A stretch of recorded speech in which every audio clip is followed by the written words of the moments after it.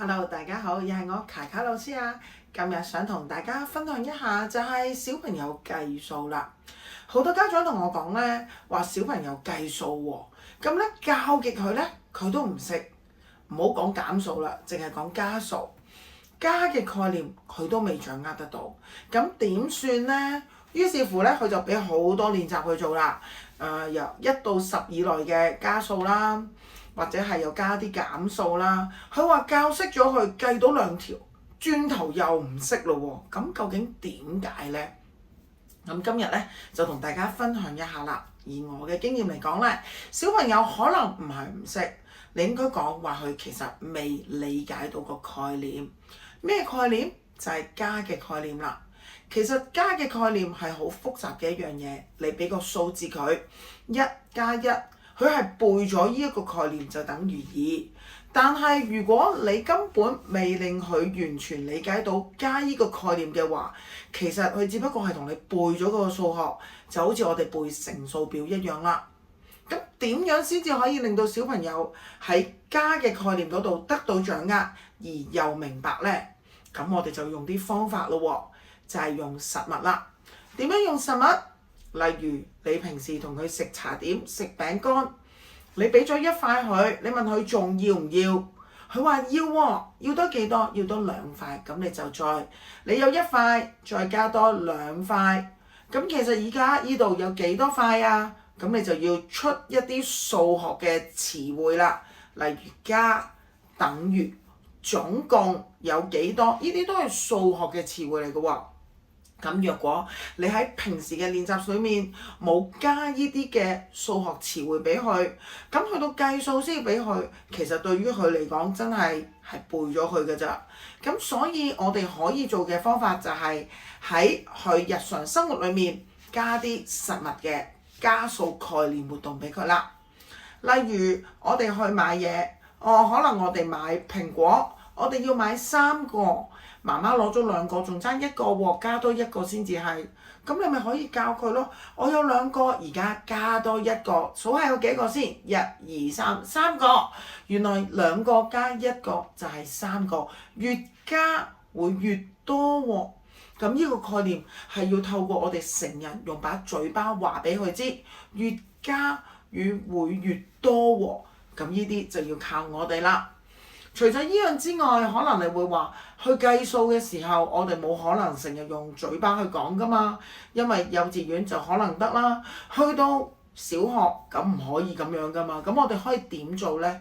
咁我哋就由靠一啲實物嘅數啦。例如我哋坊間有好多叫數字尺啦，或者用積木啦，或者用一啲細小嘅玩具粒啦。熊仔粒啦、車仔粒啦、蟲蟲粒啦，都有好多，坊間有好多。我相信咧喺一啲網上平台嗰度咧，大家都應該買得到㗎啦。咁有咁多，我哋點做咧？我哋一定要數字同埋實物去配合。例如小朋友已經係低班啦，佢已經學識基本嘅數字咯喎。假設佢學咗1、2、3、4、5個數字啦，咁你就可以俾佢咯噃。譬如1加2，加埋加呢個符號係越加越多。咁首先點樣做呢？我就會教小朋友係喎，我哋想要3個蘋果，但係我而家得1個喎，咁點算呢？你有幾多個？可能你俾咗2個佢啦，可能叫佢攞啦。咁原來我有1個，你有2個，1個加2個等於3。咁但係喺呢個教學裏面咧，你要預備埋個加號啦，同埋1同埋2嘅數字卡，仲有個等號，咁你先至可以喺你講完之後直接擺翻條算式出嚟。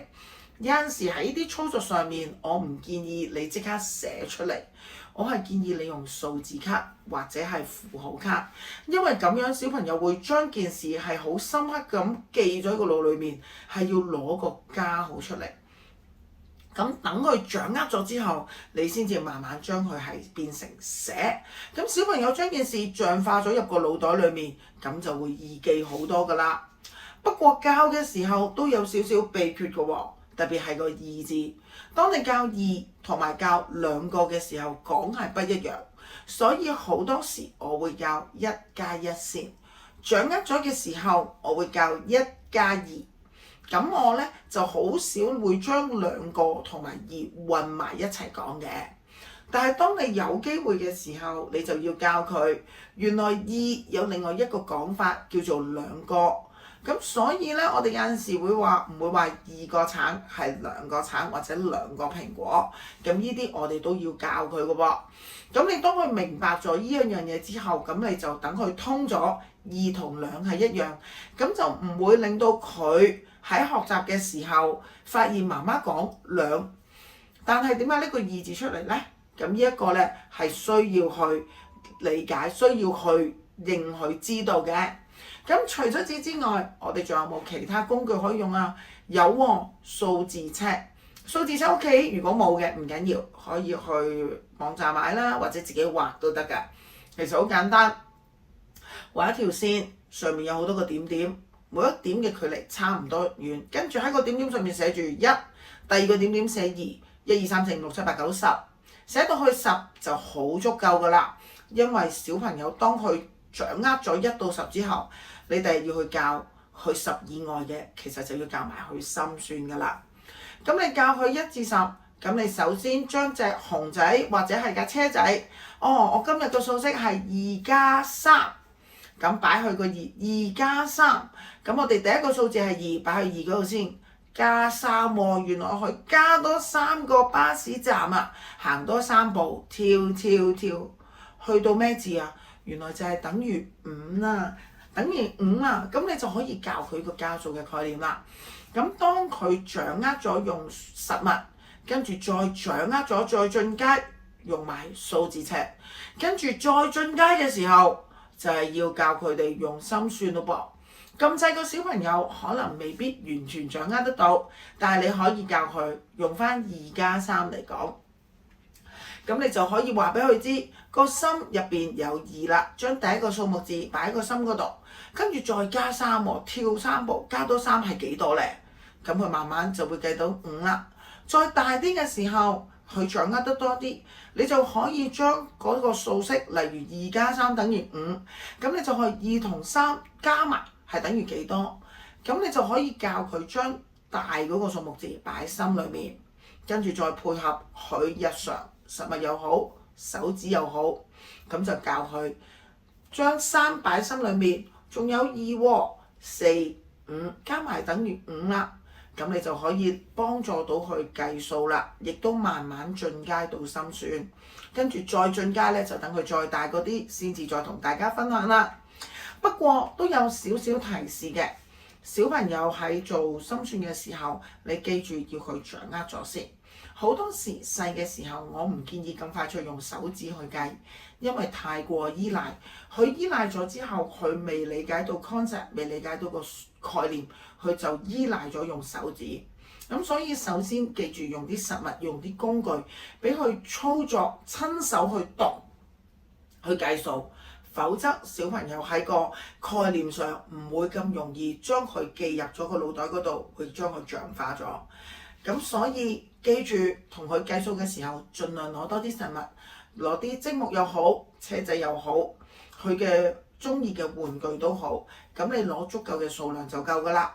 以我嘅經驗咧，小朋友首先我哋都會係由1加1或者1加2，掌握咗1至5嘅加法之後，跟住你就可以慢慢教佢減數。跟住當佢2個 concept 都清晰咗之後，其實你就可以慢慢再加上去計到1至10㗎啦。咁其實小朋友只要掌握咗個概念咧，其實佢計數，佢就算計1至10又好，1至15、1至20都好，其實都冇問題㗎啦。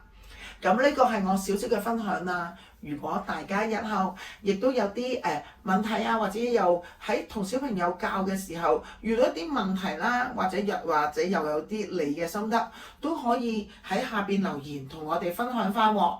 今日嘅分享到呢度，多謝晒，拜拜。